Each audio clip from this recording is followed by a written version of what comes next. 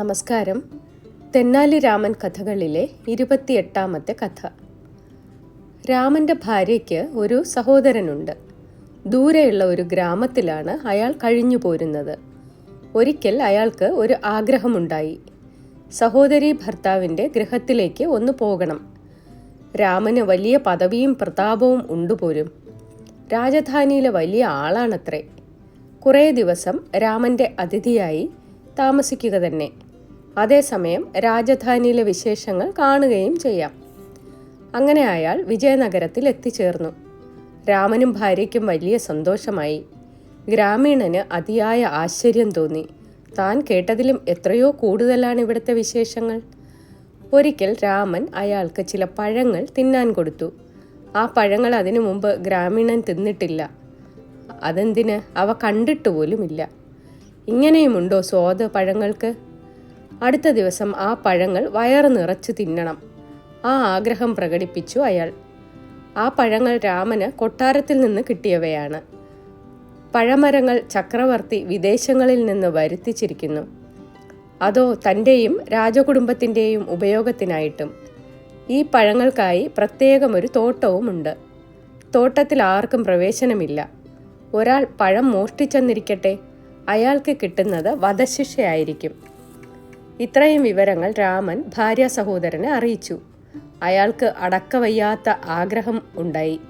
കൊട്ടാരത്തിലെ തോട്ടത്തിൽ ചെന്ന് പഴങ്ങൾ പറിച്ചു തിന്നണം. തോട്ടത്തിൻ്റെ കിടപ്പ്, പഴമരങ്ങളുടെ വിവരങ്ങൾ, കാവൽക്കാരുടെ രീതികൾ, അവയെല്ലാം അയാൾ മനസ്സിലാക്കി. താൻ കുറേ പഴം മോഷ്ടിച്ചാൽ ആരും കാണുകയില്ല. അതായി ആ കൊതിയൻ്റെ വിശ്വാസം. രാത്രിയിൽ അയാൾ പതുങ്ങി പതുങ്ങി തോട്ടത്തിൽ പ്രവേശിച്ചു. ഓരോരോ മരത്തിൽ കയറി പഴങ്ങൾ പറിച്ചു തിന്നു തുടങ്ങി. തിന്നിട്ടും മതി വരുന്നില്ല. അയാൾ വീണ്ടും വീണ്ടും തിന്നു. ആർത്തി എന്ന് പറഞ്ഞാൽ പോരാ, അത്യാർത്തി.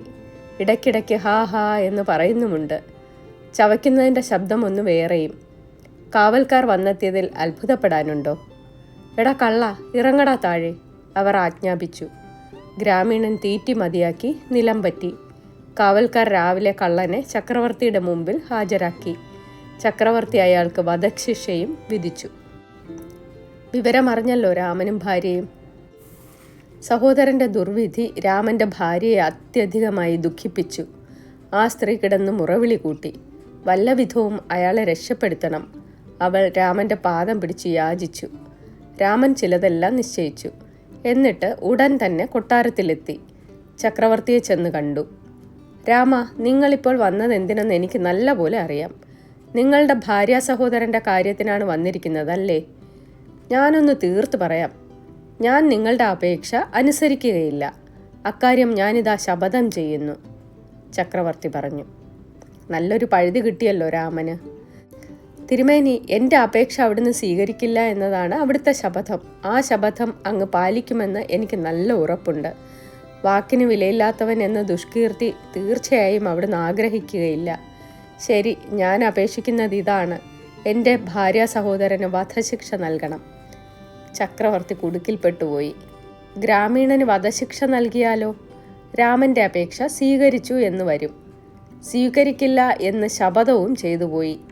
ആ സ്ഥിതിക്ക് അദ്ദേഹത്തിന് ഒരു വഴിയേ ഉണ്ടായിരുന്നുള്ളൂ: കുറ്റവാളിയെ വെറുതെ വിടുക. രാമ, ഞാൻ വധശിക്ഷ ഇളവ് ചെയ്തിരിക്കുന്നു. പക്ഷെ ഒരു കാര്യം, നിങ്ങൾ നിങ്ങളുടെ ഭാര്യ സഹോദരനെ പറഞ്ഞയച്ചേക്കണം. അയാൾ ഇനി രാജധാനിയിൽ നിന്നുകൂടാ, ചക്രവർത്തി പറഞ്ഞു. രാമൻ വാസ്തവസ്ഥിതി അറിയിച്ചു. തിരുമേനി, അയാൾ വല്ലാതെ പേടിച്ചു പോയിരിക്കുന്നു. ഇവിടെ നിൽക്കണമെന്ന് കാലുപിടിച്ച് അപേക്ഷിച്ചാലും ശരി, അയാൾ തീർച്ചയായും കടന്നുകളയും. നന്ദി.